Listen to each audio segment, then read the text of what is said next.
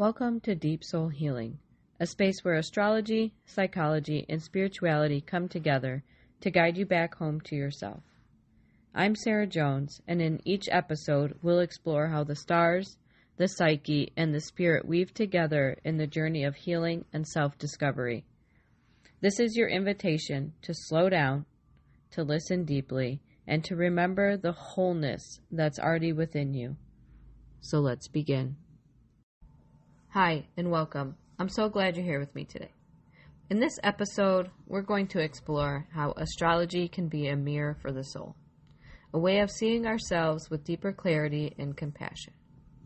Now, a lot of people think of astrology as just horoscopes or surface-level predictions, but in truth, astrology is a sacred language.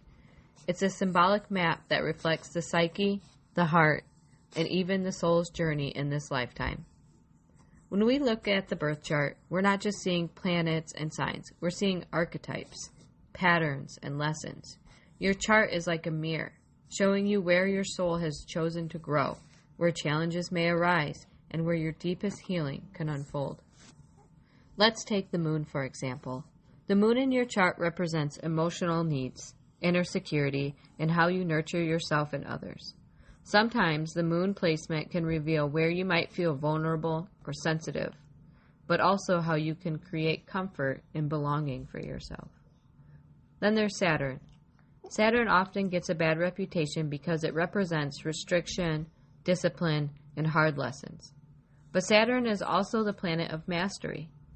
Wherever Saturn sits in your chart, that's where your soul is asking you to grow stronger, more resilient, and more aligned with integrity. And then there's Chiron, the wounded healer. Chiron shows us where we may carry a deep wound, sometimes from childhood, or even from the soul's longer journey. But it also shows us where our greatest medicine lies.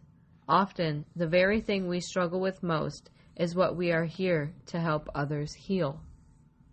So astrology doesn't limit you, it illuminates you. It's not about destiny set in stone. It's about awareness. When you know the terrain, you can navigate it more compassion and choice. I'd love for you to try something simple after this episode. Look at your chart and find either your Saturn placement or your Chiron placement. Just notice, what house and sign is it in? Ask yourself, what lesson or healing is my soul inviting me into here? Don't force an answer, just be curious. Sometimes awareness itself is enough to start the healing process. So as we wrap up today, remember this. Your chart is not a cage, it's a compass. It shows you where you've been, where your soul longs to grow, and where your deepest healing is ready to unfold. Thank you so much for joining me for this conversation on astrology and the soul's blueprint. In our next episode, we'll take this even deeper by looking at psychology and shadow work, how we bring the unconscious into the light. Until then, take a breath, trust your path, and remember, you are exactly where you're meant to be.